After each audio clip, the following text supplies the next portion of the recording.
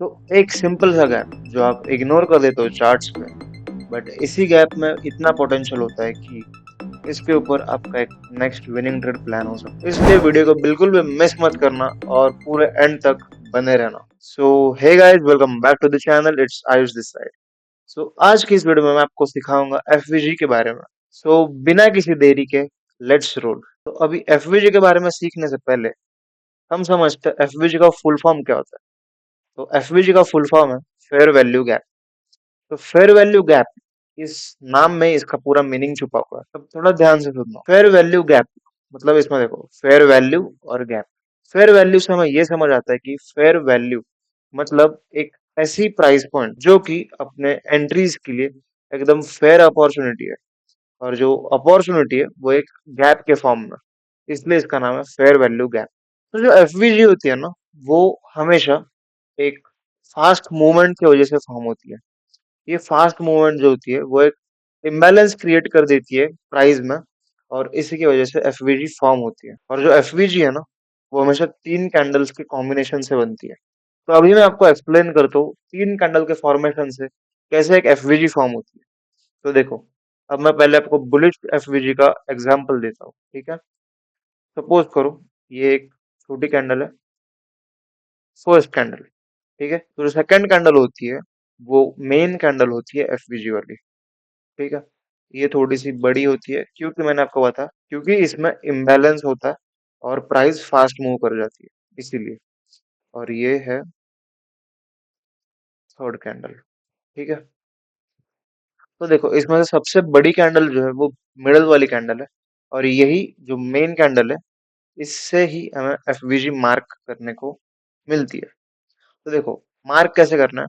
जो first candle है उसका टॉप विक, और जो थर्ड कैंडल है उसकी बॉटम विक, ये दोनों को एक ऐसे करके ये जो एरिया बनता है, ये अपना फेयर वैल्यू गैप। तो जो फेयर वैल्यू गैप है ना, एक रफ एक्सप्लेनेशन देता हूँ इस पर एंट्री कैसे करते हैं।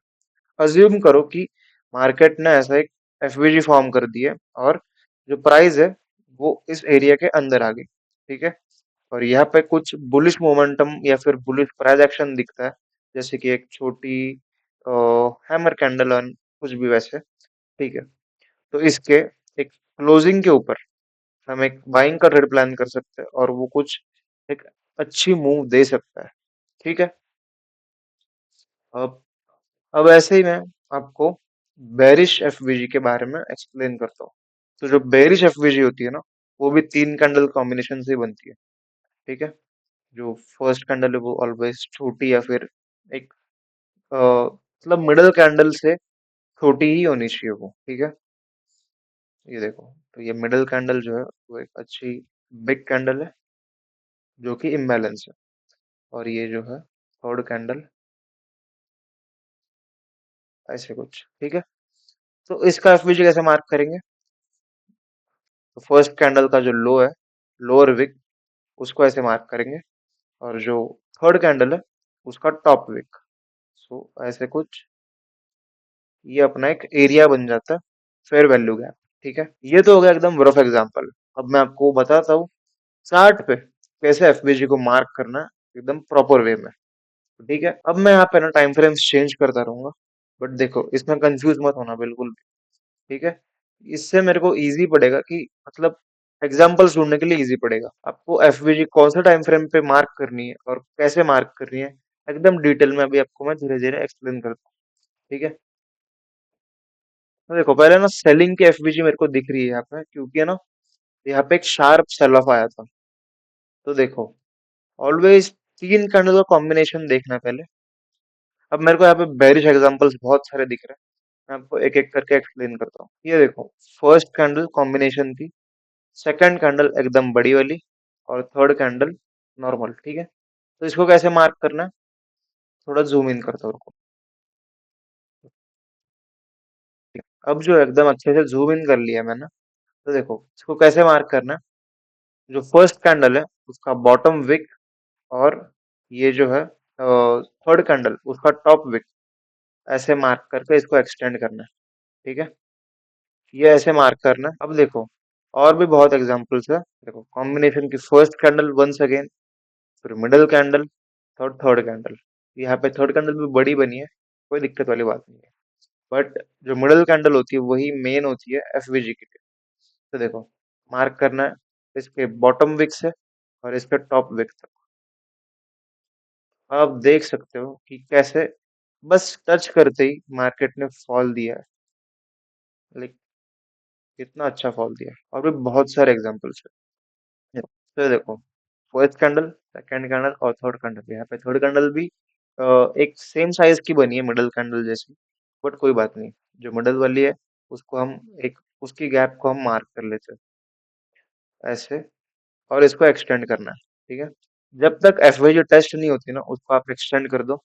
तो जो एफवीजी ड्रॉ की है वो बस एक बार टेस्ट हो सकती है या फिर एक बार फेल हो सकती है, दोनों में से कुछ भी हो जाए। अगर प्राइस वापस उसी एफवीजी पे आता है ना, तो वो जो एफवीजी है वो ऑलरेडी इनवैलिडेट हो चुकी है, क्योंकि वो ऑलरेडी टेस्ट या फिर फेल हो चुकी है। ठीक है, और अगर वो वापस उसी एरिया पे आ रही है ना, उस पे हमें ट्रेड नहीं लेना है अकॉर्डिंग टू रूल्स।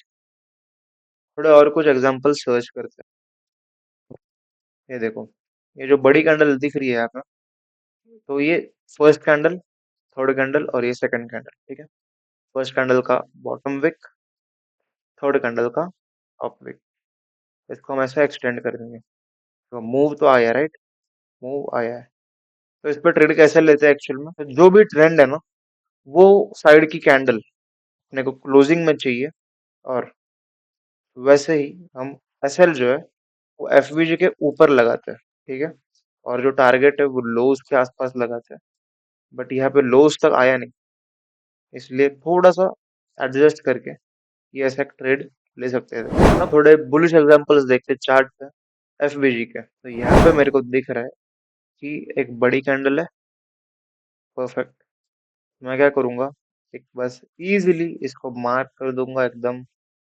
और देखो, मिडल वाले एरिया को टच करने के बाद एक ग्रीन कैंडल क्लोज हुई, तो हम क्या करते हैं, ग्रीन कैंडल क्लोज होने के बाद ट्रेड लेंगे और एसएल जो है एफवीजी के एंड पॉइंट पे लगाएंगे। ठीक है, और जो टारगेट्स है ना वो ऐसे हाई, और जो टारगेट है वो एक नियरेस्ट हाई के आसपास हम लगाएंगे। सो ऐसा कुछ ट्रेड बना था, ऑलमोस्ट 1:1.5। बट इसको हम एक्सटेंड भी कर सकते थे, जैसे अपनी होल्डिंग पावर होती है वैसे हम इसको एक्सटेंड कर सकते हैं। तो जो एफवीजी है वो कंटिन्यूसली भी फॉर्म हो सकती है। तो आप ये एग्जांपल देख सकते हो, देखो यहाँ पे भी एफवीजी है। ठीक है, फिर उसके बाद वाली कैंडल में भी एफवीजी है। ठीक है, फिर ये वाली कैंडल को हम मान सकते हैं। ठीक है, ये भी एक टाइप ऑफ एफवीजी है। तो देखो, इनमें से ट्रेड किस पे लेना है? बट अगर प्राइस ऐसे ही ऊपर चली गई तो ऑफकोर्स ट्रेड नहीं मिलेगा। बट ऐसा अगर सिनेरियो नॉर्मल मार्केट कंडीशंस में आता है, जहाँ पे मार्केट एकदम से ऊपर नहीं गया है, बट एक कंफ्यूजन छोड़ के गया है कि तीन तीन एफवीजी है, देख लो तुम्हें किस पर ट्रेड करना है। तो इसको हम फिल्टर आउट कैसे करेंगे कि कौन सी एफवीजी बेस्ट है अपने लिए? तो देखो, जो अपना फिबोनाची टूल है, तो देखो उसको हम क्या करना है, यूज करना है प्रॉपरली। जो कि लो, जो स्विंग लो है, जो कि स्विंग लो से एकदम टॉप प्राइस तक हमें लाना है। ठीक है, सो देखो, 61.8 वाली जो एफबीजी होती है वो सबसे बेस्ट काम करती है। सो अगर सिनेरियो कुछ ऐसा होता कि एकदम ये टॉप के बाद मार्केट ये एरिया तक आ गई, तो यहाँ पे अगर ट्रेड प्लान करोगे तो उसके चांसेस बहुत ज्यादा है कि वो एक अच्छा टारगेट दे सकते हैं। ओके, सो फिल्टर आउट कैसे करना है ये आपको मैंने एक्सप्लेन कर दिया। तो जैसे कि हर स्ट्रेटेजी के लिए कोई ना कोई रूल्स होते हैं, वैसे ही एफवीजी के लिए भी रूल्स है, और रूल्स सबसे इंपॉर्टेंट है। तो अब मैं आपको रूल्स एक्सप्लेन करता हूँ। तो देखो, रूल नंबर 1 ये कहता है कि जो एफवीजी होती है वो ट्रेंड के अगेंस्ट वाली हमें बिल्कुल ट्रेड नहीं करनी। क्योंकि देखो, ट्रेंड के अगेंस्ट ट्रेड करोगे तो चांसेस बहुत ज्यादा होता है कि अपना एसएल जो है वो हिट होगा, और एफवीजी जो है वो काम नहीं करेगी अगेंस्ट द ट्रेंड वाली। इसलिए अगेंस्ट द ट्रेंड वाली जो एफवीजी है वो हमें बिल्कुल भी यूज नहीं करनी है, और हमेशा एफवीजी जो है वो ट्रेंड के साथ अलाइन करनी है। ठीक है, तो रूल नंबर 2 ये कहता है कि हर एफवीजी पे आप ट्रेड नहीं कर सकते। तो अगर देखो, अभी थोड़ी देर पहले मैं आपको एक्सप्लेन किया था कि फिल्टर आउट कैसे करना है। सीएस, फिल्टर आउट करना बहुत जरूरी होता है। अगर मार्केट में बहुत सारे एफवीजीज बने ना, तो एक परफेक्ट वाली एफवीजी आइडेंटिफाई करना बहुत जरूरी होता है।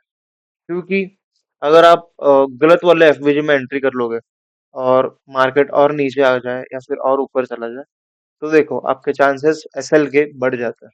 ठीक है, और अगर आपको बिना बात का फालतू में लॉस नहीं लेना ना एफवीजी पे, तो फिल्टर आउट करना बहुत जरूरी है, और वो आपको मैंने एक्सप्लेन कर दिया है।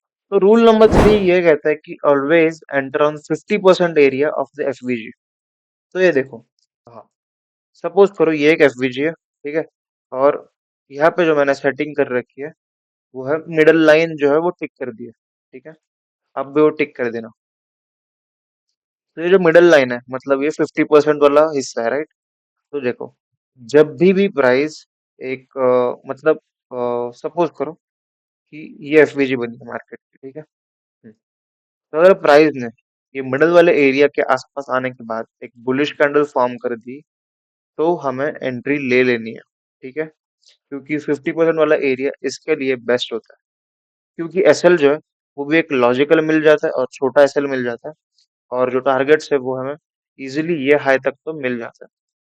इसलिए जो 50% वाला एरिया है वो हमें यूज करना है एंट्रीज के लिए। और रूल नंबर 4 ये कहता है कि कंफर्मेशंस बहुत ज्यादा जरूरी है, क्योंकि देखो सिर्फ एफवीजी पे आप ट्रेड नहीं कर सकते, जस्ट लाइक मैंने आपको फिबोनाची वाले स्ट्रेटजी में बताया था। क्योंकि देखो, बस एक सिंपल सी चीज आप यूज करके कैसे एक्सपेक्ट कर सकते हो कि आप प्रॉफिट बना पाओगे। बना भी पाओगे तो उसकी चांसेस कम होते हैं कि मतलब देखो, 10 में से सिर्फ आपके 4 ट्रेड्स प्रॉफिट में जा सकते हैं अगर आपने सिर्फ एक कॉन्सेप्ट यूज किया। बट अगर आपने वहीं पे ऑलमोस्ट 2-3 कंफर्मेशन यूज कर लिए एक अच्छी तरीके से, तो आप 10 में से 6 ट्रेड्स विन कर सकते हो ऑन एन एवरेज। ठीक है, और अगर 6 ट्रेड्स आप विन कर रहे हो और प्रॉपर रिस्क मैनेजमेंट फॉलो कर रहे हो, तो सोचो क्या ग्रोथ होगी आपकी कैपिटल की। और इसीलिए मल्टीपल कंफर्मेशंस बहुत ज्यादा इंपॉर्टेंट होते हैं। ठीक है, सो आई अज्यूम कि अब तक ये वीडियो में मैं आपको जितना भी एफवीजी के बारे में नॉलेज दिया है वो आपको समझ आया होगा। ठीक है, और थोड़ा भी कुछ डाउट्स रहेगा जरूर कमेंट सेक्शन में पूछना। ठीक है, और अगर ये वीडियो नॉलेजेबल लगी हो तो जरूर लाइक करना, और चैनल पे न्यू हो तो सब्सक्राइब करना। आज की इस वीडियो के लिए इतना ही था, मिलूंगा नेक्स्ट वीडियो में, तब तक के लिए बाय बाय।